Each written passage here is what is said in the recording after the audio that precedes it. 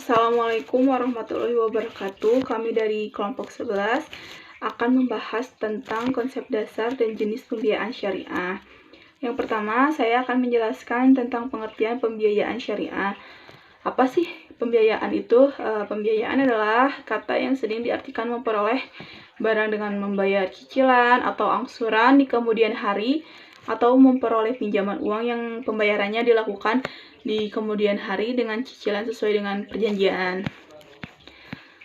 Lalu menurut Undang-Undang Perbankan Nomor 10 Tahun 1998, pembiayaan adalah penyediaan uang atau tagihan yang dapat dipersamakan dengan itu berdasarkan persetujuan atau kesepakatan antara bank dan pihak lain yang dibiayai untuk mengembalikan uang atau tagihan tersebut setelah jangka waktu tertunda dengan imbalan atau bagi hasil.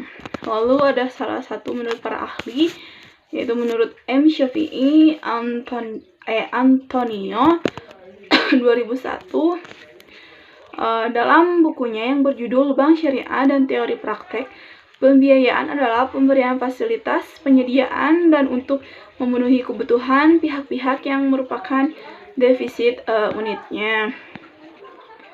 Lalu tujuan pembiayaan yang pertama, peningkatan ekonomi umat. Artinya masyarakat yang tidak dapat akses secara ekonomi, dengan adanya pembiayaan mereka dapat melakukan akses ekonomi. Dengan demikian dapat meningkatkan taraf ekonominya. Yang kedua, tersedianya dana bagi peningkatan usaha. Artinya untuk pengembangan usaha membutuhkan dana tambahan. Dana tambahan ini dapat diperoleh melakukan aktivitas pembiayaan. Yang ketiga, meningkatkan produktivitas. Yang keempat, membuka lapangan kerja baru.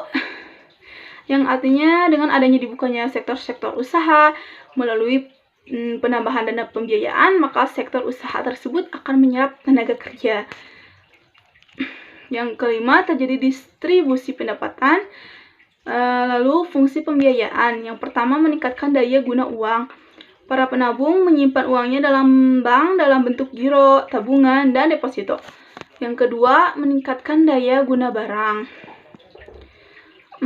Yang pertama itu kayak produsen dengan bantuan pembiayaan bank dapat mengubah bahan mentah menjadi bahan jadi sehingga sehingga dari bahan tersebut meningkat, misalnya peningkatan utility dari padi menjadi beras gitu. Terus yang kedua, produsen dengan bantuan pembiayaan dapat memindahkan barang dari satu tempat kegunaannya kurang ke tempat yang lebih bermanfaat. Yang ketiga, meningkatkan peredaran uang. Pembiayaan disalurkan melalui rekening-rekening koran pengusahanya, menciptakan pertambahan peredaran uang giral dan sejenisnya, kayak seperti cek, giro, wesel, dan lain-lainnya. Yang keempat, menimbulkan kegairahan berusaha. Yang kelima, stabilitas ekonomi.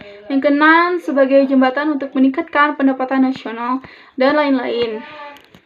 Lalu yang kedua akan membahas tentang konsep dasar pembiayaan syariah.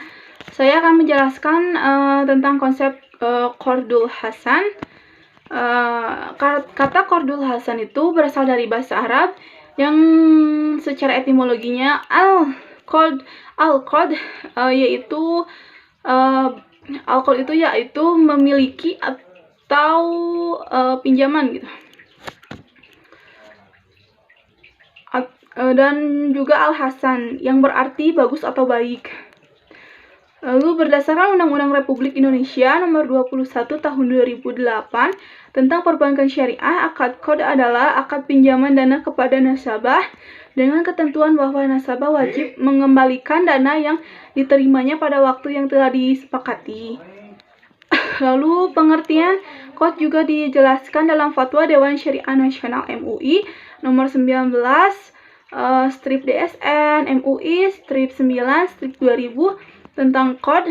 Al-qard adalah pinjaman yang diberikan kepada nasabah atau muqtarid yang memerlukan, dan pihak muqtarid tersebut wajib mengembalikan jumlah pokok yang diterima pada waktu yang telah disepakati bersama.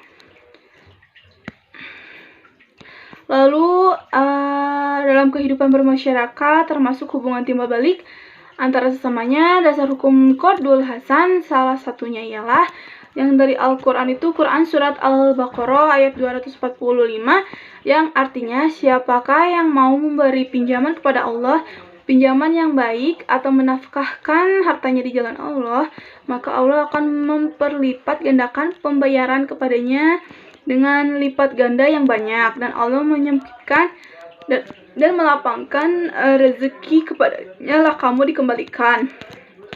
Lalu hadis Rasulullah Shallallahu Alaihi Wasallam dari Anas bin Malik berkata bahwa Rasulullah berkata, aku melihat pada waktu malam diisrokan pada pintu surga tertulis, sedekah dibalas 10 kali lipat dan kot 18 kali. Aku bertanya, wahai Jibril, mengapa kod lebih utama dari sedekah? Ia menjawab, karena permintaan sesuatu dan ia punya, sedangkan yang meminjam tidak akan meminjam kecuali karena keperluan. Dari hadis di atas dapat dijelaskan bahwasannya meminjamkan segala sesuatu hanya mengharapkan balasan dari suatu pinjaman, tidak lain dari rasa kesyukuran atas pembayaran kembalian. Lalu aplikasi Qard dalam lembaga keuangan syariah itu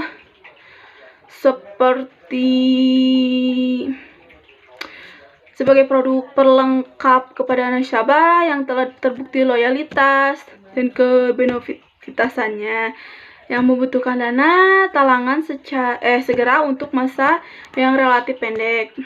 Lalu sebagai fasilitas nasabah yang memerlukan dana cepat, sedangkan ia tidak bisa menarik dananya karena misalnya tersimpan dalam bentuk deposito.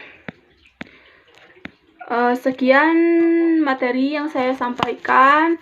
Materi selanjutnya akan disampaikan oleh rekan saya, Rahayu. Assalamualaikum warahmatullahi wabarakatuh.